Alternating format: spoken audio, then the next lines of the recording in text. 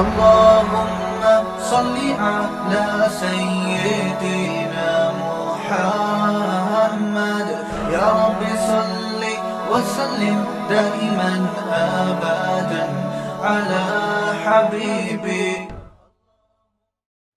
تو اللہ میاں نے بار بار قرآن میں بیان کیا یہ جو اختلاف ہے یہ اللہ کی نعمتوں میں سے ایک نعمت. دن رات میں بھی اختلاف رکھا ہے. ایک ہی جگہ اللہ نے سورج کو روک کے نہیں رکھا.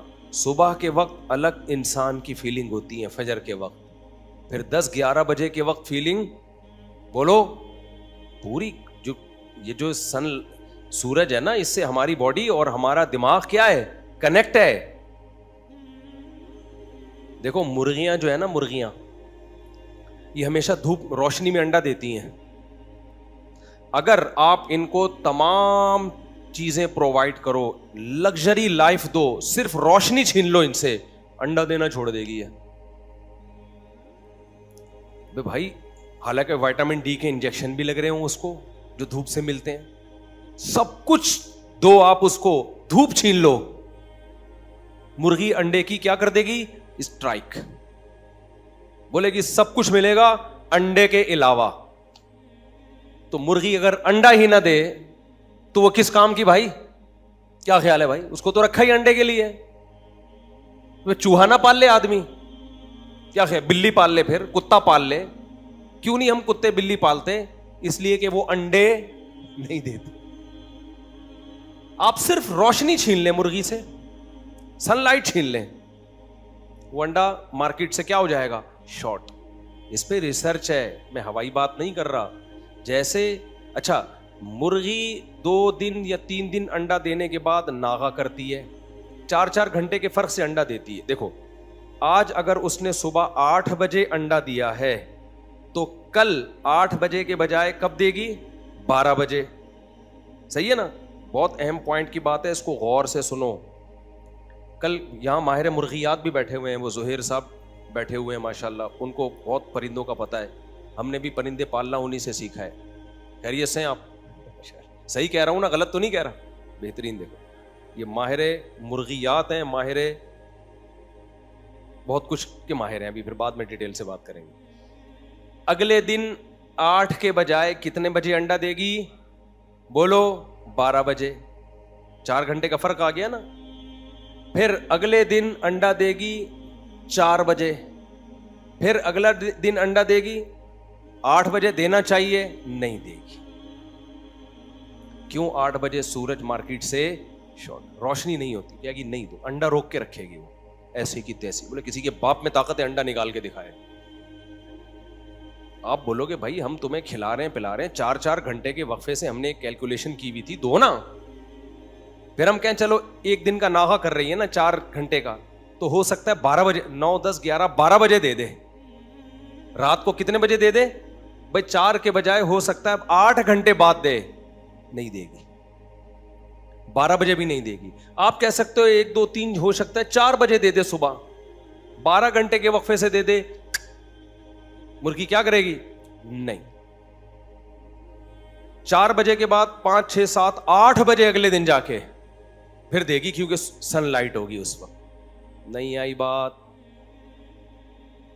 تو ماہرین جو ہے نا, جو میڈیکل سائنس کے ماہرین ہیں, وہ کہتے ہیں جیسے سن لائٹ اور مرغی کا آپس میں کنیکشن ہے, اسی طرح انسان کی باڈی کا بھی سورج کی موومنٹ کے ساتھ بولو کنیکشن ہے. آپ اس کنیکشن کو آڑا ترچھا کرو گے تو ڈسٹربنس پیدا ہوگی, آپ کی باڈی احتجاج کرے گی. سمجھتا ہے بات کو کہ نہیں سمجھتے ہو؟ تو میں بات کیا لے کے چل رہا تھا, کدھر کو چلے گئے ہم؟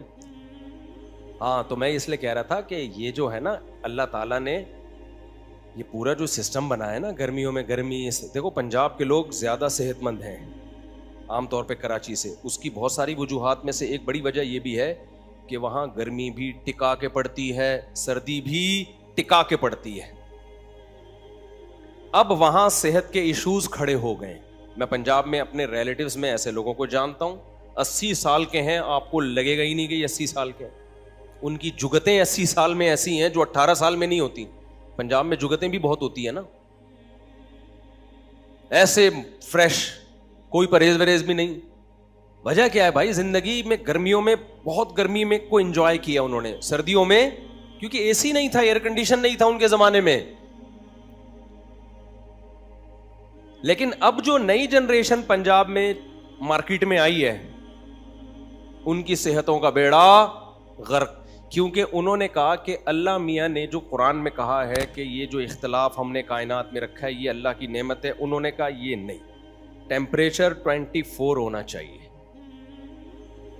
सर्दियों में हीटर पे आ गए और गर्मियों में एसी पे आ गए, ठीक है ना। 24 से ना ऊपर जाएगा ना नीचे। अल्लाह ने कहा ठीक है, फिर मेरे हिसाब से नहीं चलते, अपने हिसाब से चलो, फिर बाद में परेशान मत होना। तो इंसान अपने हिसाब से चलना शुरू हो गया। अब वो फिर जब अपने हिसाब से चलेगा तो फिर वही होगा, 20 किस्म की बीमारियां, कुछ जोड़ों में दर्द, किसी के फेफड़ों के मसले, किसी के किडनी के मसला, इतने किडनी विडनी के मसले मार्केट में आ गए हैं, वजन बढ़ रहा है, पता नहीं क्या क्या मसाइल। तो इसलिए मैं आपके सामने हाथ जोड़ के कहता हूं, अपने बच्चों को भी मेहनत मशक्कत का आदी डालो।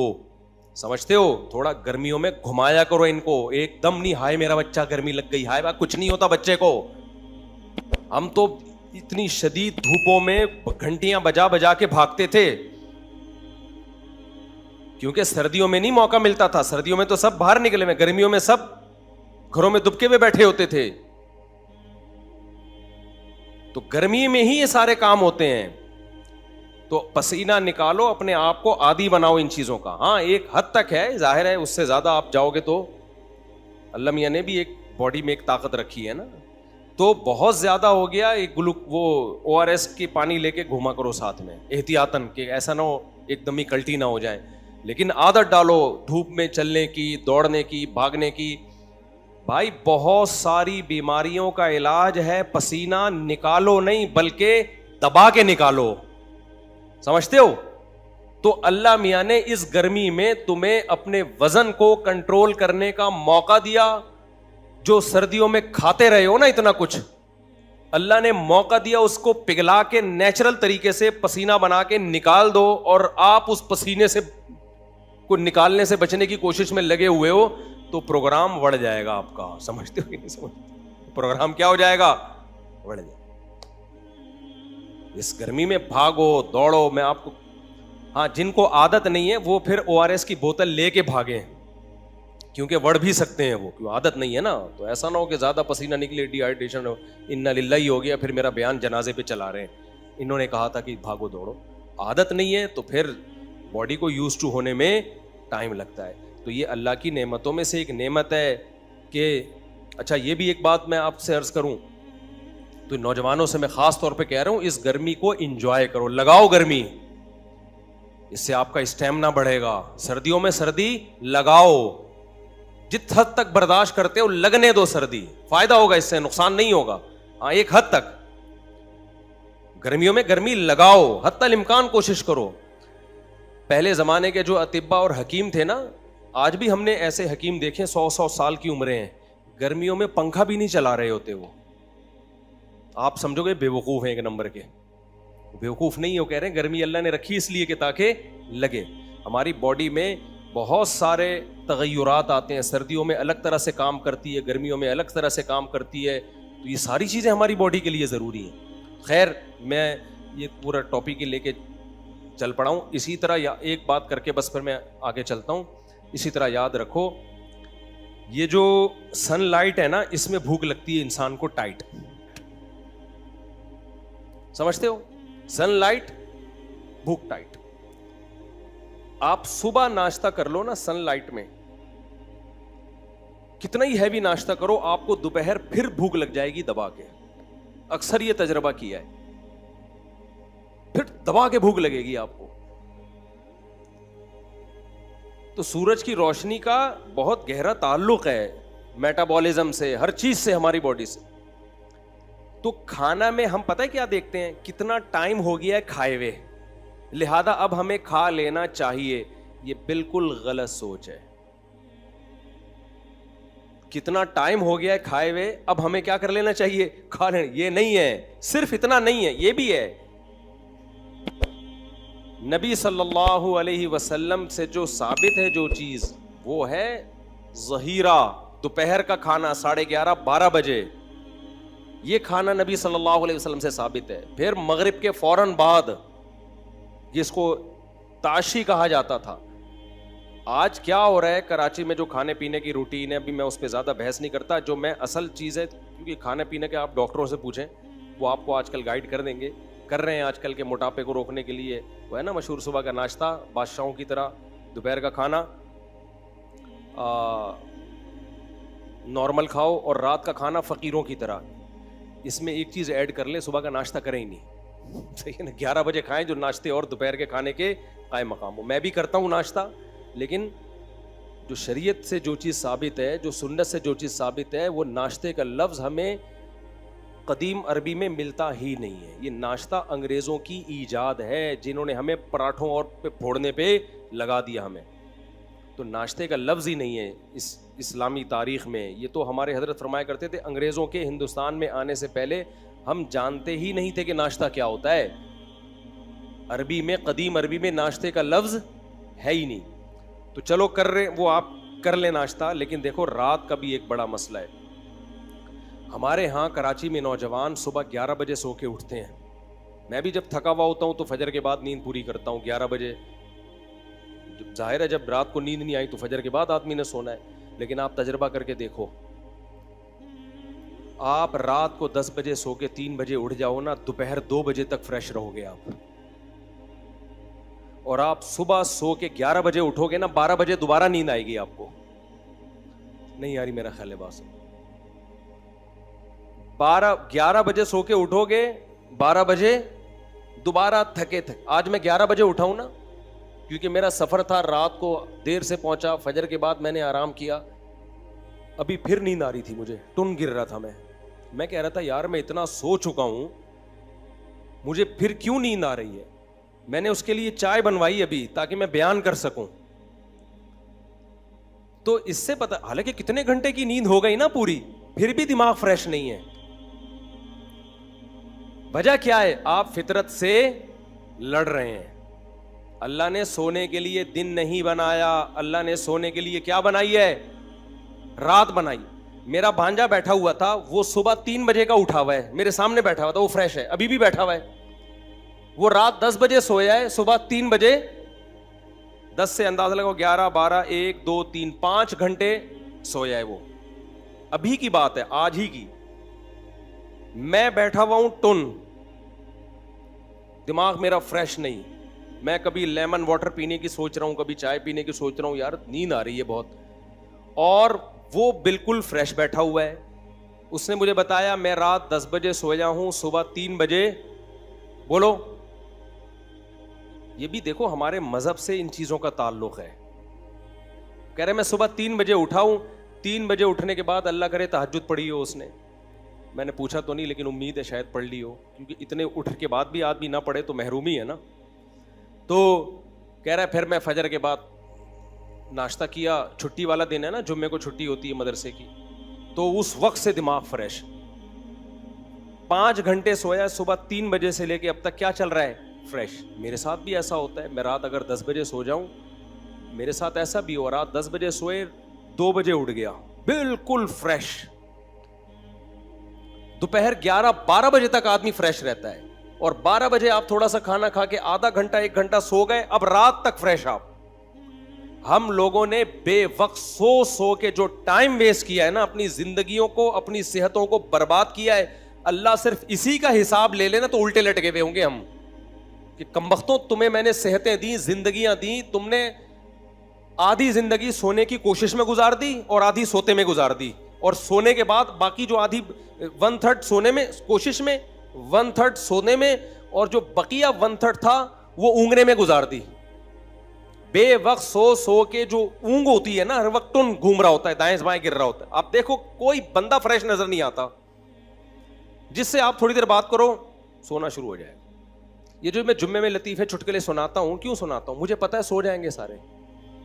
کسی عالم کا بیان جمعے کا دیکھ لو اٹھا کے، یوٹیوب پہ کوئی 1 گھنٹے کے بیان نہیں سنتا، جو سنے گا سو جائے گا.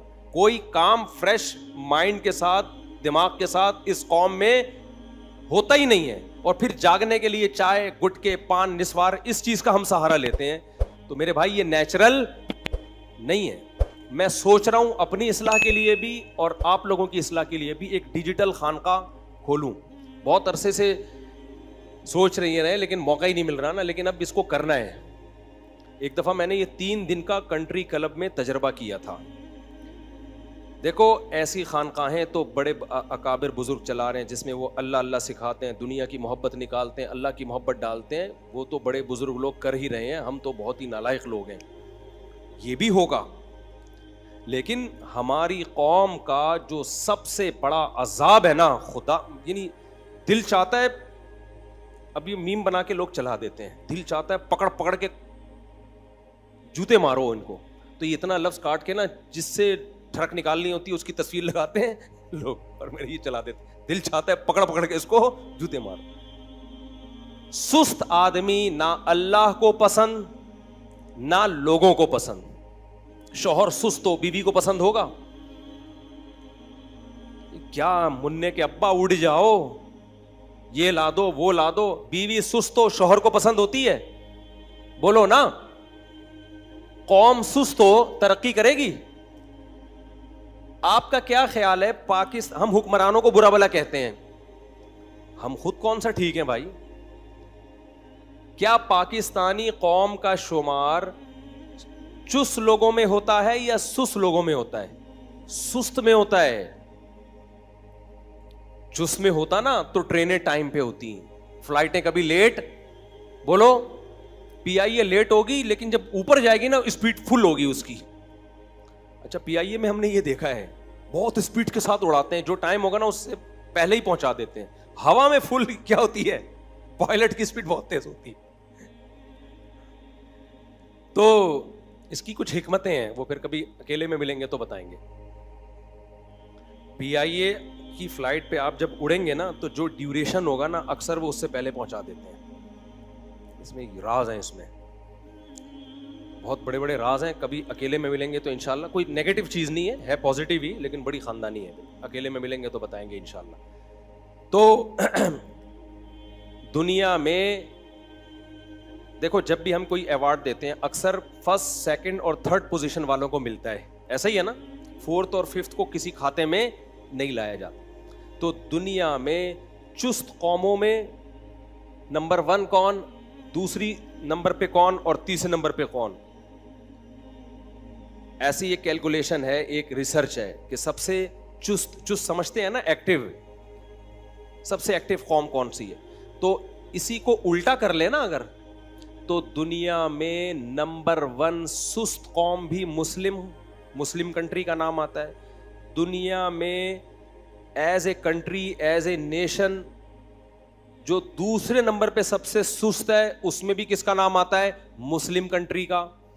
دنیا میں تیسرے نمبر پر جو سست ترین قوم ہے, آپ اللہ کی قدرت کہیے یا اللہ نظر بس سے بچائے, تینوں پوزیشنیں کس نے لی ہیں؟ ہم لوگوں نے لی ہیں. سوڈان کے بارے میں کہا جاتا ہے مسلم کنٹری ہے, سستی میں نمبر 1. اتنا سستی میں نمبر 1 ہے کہ کہا جاتا ہے کہ کسی جو سرکاری لوگ ہیں وہاں پہ, ہو سکتا ہے نچلا طبقہ عوام میں سیٹ ہو, لیکن جو سرکاری لوگ ہیں, ظاہر ہے حکومت تو سرکاری لوگ ہی چلا رہے ہوتے ہیں نا. تو سوڈان کے بارے میں مشہور ہے کہ کسی سوڈانی سے پوچھا جائے آپ صبح اٹھ کے سب سے پہلے کیا کرتے ہیں, وہ کہتا ہے آرام کرتے ہیں. سوڈان کے سرکاری دفتروں کے بارے میں مشہور ہے کہ وہاں سرکاری ملازم صبح دفتر میں جاتے ہی کیا کرتے ہیں؟ آرام. اب ہو سکتا ہے کوئی سوڈان والا مجھ پہ اعتراض کرے, بھائی 1 سال پہلے کی رپورٹ ہے, ہو سکتا ہے اب آپ دنیا کے ایکٹیو ترین ملکوں میں آ گئے ہوں. 1-1.5 سال پہلے کی رپورٹ میں پیش کر رہا ہوں, میں اب آپ پر الزام نہیں لگا رہا. ہو سکتا ہے کوئی آئے ہو وہاں پہ بزرگ, انہوں نے پوری نظام یوں کر کے پلٹ دیا ہو.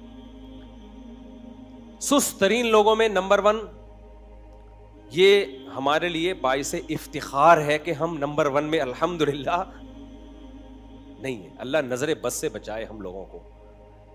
دوسرے نمبر پر کہا جاتا ہے مصر. یہ بھی اسلامی کنٹری ہے یا نہیں ہے؟ سعودی عرب کے بارے میں بھی کہا جاتا ہے دوسرا یا تیسرا نمبر ہے. ہو سکتا ہے محمد بن سلمان نے آ کے کہتے ہیں کہ کچھ ایکٹیو کیا ہے قوم کو، واللہ عالم، لیکن 2-3 سال پہلے کے مطابق دوسرے یا تیسرے نمبر پہ کون تھا؟ سعودی عرب اور مصر. اختلاف ہے کہ کوئی کہتے ہیں مصر سیکنڈ نمبر پہ آتا ہے، کوئی کہتے ہیں نہیں جی سعودی عرب. یہ دونوں کیا ہیں؟ اور یہ تو اسلام کا مرکز ہے. مصر تو موسیٰ علیہ السلام اور پیغمبروں کا مسکن ہے. اور اس کے بعد اللہ نے ہم غریبوں کو یہ اعزاز دیا ہے کہ ہم تیسرے یا چوتھے یا 5ویں نمبر پہ آتے ہیں. یہ اعزاز کس کو دیا اللہ تعالیٰ نے؟ یہاں سرکاری ملازموں میں بھی چند ایک کو چھوڑ کر اچھے برے ہر جگہ ہوتے ہیں. بہت اچھے اچھے لوگ بھی سرکاری ملازمین میں ہیں جو ہم نے اپنی آنکھوں سے دیکھے ہیں، ایکٹیو ہیں. لیکن میجورٹی کی بات ہو رہی ہے. اور پبلک میں بھی کبھی آپ نے دیکھا کہ 8 بجے شادی میں کھانا لکھا ہوا ہو، کوئی مائی کا لال ایسا ہے جو 8 بجے پہنچ جائے؟ بھائی شادی دفتر میں کیا لکھا ہوتا ہے؟ 8 بجے ڈنر کھانا کھل جائے گا. دولہا بھی نہیں پہنچا ہوتا، اس کو پتا ہے یہ جھوٹ ہے. کسی کا باپ بھی 8 بجے نہیں پہنچ. یہ لکھنے کے ہیں، ہاتھی کے دانت دکھانے کے اور ہیں، کھانے کے اور ہیں. 8 کا مطلب ہے 11 ساڑھے 11 بجے. دلہن نہیں پہنچتی، دولہا نہیں پہنچتا، باقی کون پہنچے گا؟ میں جاپان میں تھا نا، تو وہاں میں نے لوگوں سے پوچھا، وہیں کے مقامی لوگوں سے جو وہیں پیدا ہوئے ہیں. رپورٹ میں جو طلب کرتا ہوں نا، ان لوگوں سے نہیں پوچھتا تو میری طرح وزٹ کے لیے گئے ہوئے ہیں. دیکھو ایک رپورٹیں ہوتی ہیں اخباروں کی، کتابوں کی، ایک رپورٹ ہوتی ہے مشاہدے کی. مشاہدے کی رپورٹ زیادہ اوتھینٹک ہوتی ہے بنسبت کتاب کی رپورٹ کی. ایک جاپانیوں کا آپ کتابوں میں پڑھتے ہیں، ایک ہے وہاں جا کے وہاں کے مقامی لوگوں سے ان کے بارے میں پوچھنا. ایک سے نہیں 20 سے پوچھنا. تو کون سی رپورٹ اوتھینٹک ہوگی؟ مشاہدہ. لوگ کہتے ہیں ان کے ہاں اگر آپ نے کسی کو ٹائم دیا کہ میں 8 بجے پہنچوں گا اور آپ 8 بجے نہیں پہنچے تو یوں سمجھو کہ وہ دائرہ اسلام سے خارج ہے، ان کے دائرہ اسلام سے. نہیں آئی میرا خیال ہے بات. یہ اتنا بڑا جرم ہے کہ اس نے جھوٹ بولا ہے. اور ہمارے ہاں اگر آپ نے 8 بجے کا کہا اور آپ 8 بجے پہنچ گئے تو مینٹل ہاسپٹل میں جمع کرا دیں گے. اتنا بے وقوف. 8 کا کہا اور 8 ہی کو پہنچ. ڈیٹیں ٹائم پہ نہیں لگ رہی. نہیں آئی بات؟ جو ڈیٹ ہے نا، جو ڈیٹ مارنی ہوتی ہے اس میں لیٹ پہنچ رہا ہوتا ہے بندہ. میں یہاں نکاح پڑھاتا ہوں، لڑکوں نے ڈیٹیں ماری، عشق معاشقے ہوئے، کئی سال استخارے چلے، خودکشی کی دھمکیاں دی. اس کے بعد طے ہو گیا، ابا بھی مان گئے، اماں بھی مان گئی، مجبوری میں چل بھائی دے دیتے ہیں یار، پورا خاندان بیزار آ گیا، چلو ان دونوں کی شادی کرا دو. شادی طے ہو گئی، نکاح مفتی طارق مسعود سے پڑھوائیں گے. مفتی طارق مسعود نے ٹائم دے دیا، جی 6 بجے، پونے 6 بجے ہمارے عصر کی نماز ہے، آپ پہنچ جائیں. کمبخت وہاں بھی آدھا گھنٹہ لیٹ ہوگا. ابے تجھے اتنے پاپڑ بیلنے کے بعد تجھے تیری معشوقہ مل رہی ہے، اس میں بھی تو آدھا گھنٹہ 1 گھنٹہ نکاح میں لیٹ پہنچ رہا ہے، تو کون سا کام تو ٹائم پہ کرے گا پھر؟ نہیں آ رہی میرا خیال ہے بات سمجھ میں. اس میں بھی تو نکاح میں آدھا 1 گھنٹہ، بعض دفعہ عصر کے بعد نکاح ہوتا ہے، مغرب تک نہیں پہنچا ہوتا دولہا. ایکچولی میں ٹریفک میں پھنس گیا تھا، ایکچولی یہ ہو گیا تھا. بھائی جب آپ کو پتا ہے ٹریفک تو ہے، پھنس بھی سکتے ہو، تو ایسے ٹائم پہ نکلو نا کہ آپ کو پتا ہو کہ ٹریفک بھی ہو تو بھی میں پہنچ جاؤں. تو میں اس دولہا سے کہتا ہوں جو اپنی شادی میں بھی لیٹ پہنچ رہا ہے، وہ دنیا میں کوئی کام ٹائم پہ نہیں کر سکتا. ہو ہی نہیں سکتا کہ یہ دنیا میں کوئی بھی کام ٹائم پہ کرے.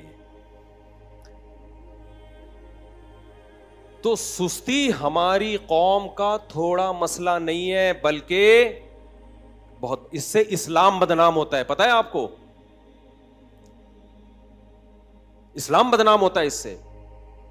صحابہ اگر سست ہوتے، ہمارے اسلاف اگر سست ہوتے، دنیا فتح کرتے، وہ قسطنطینیہ فتح کر لیتے. وہ ہے بھائی، یورپ تک ان کی فوجیں داخل ہو جاتی.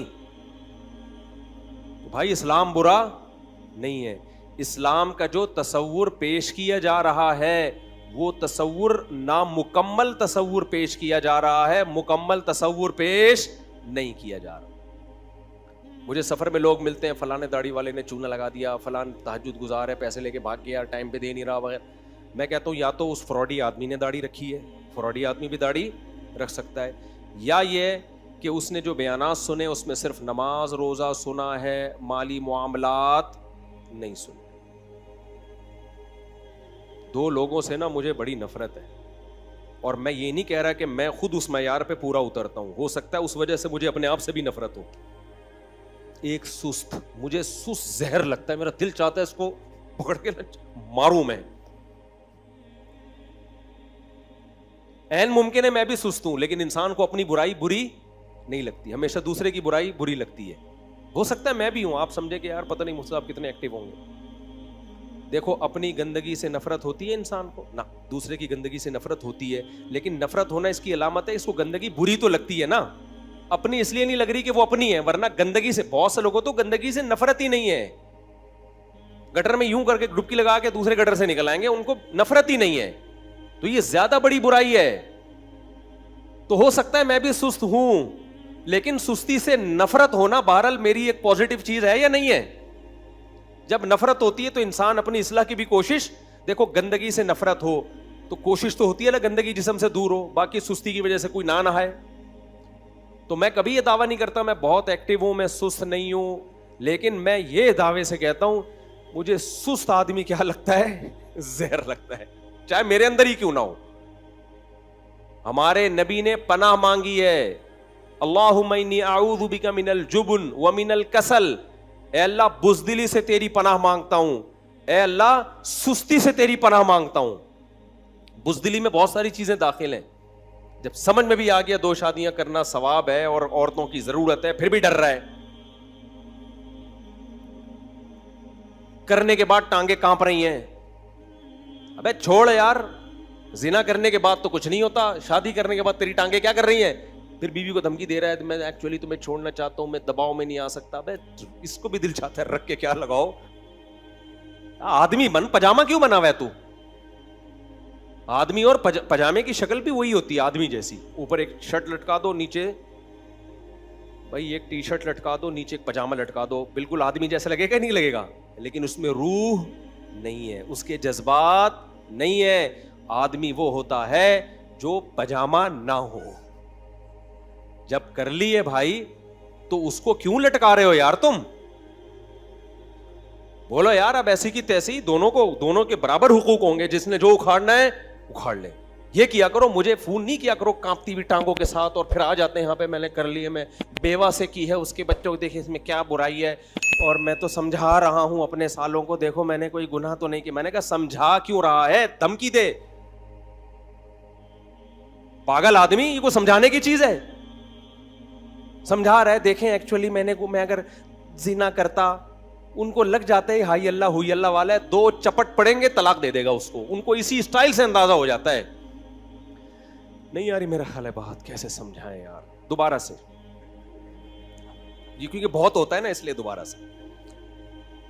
آپ نے دوسری کر لی، بیوہ سے کی، طلاق یافتہ سے کی، جس کے نیکی ہونے میں کوئی شبہ نہیں ہو سکتا، سہارا دے دیا، بیان سنے یا اللہ رسول کی تعلیمات پر عمل کرنے کی نیت سے آپ نے کر لی. اب ظاہر ہے ایسا نہیں ہوگا کہ آپ کے سالے مٹھائی کے ڈبے لے کر آئے آپ کے پاس، ٹھیک ہے نا؟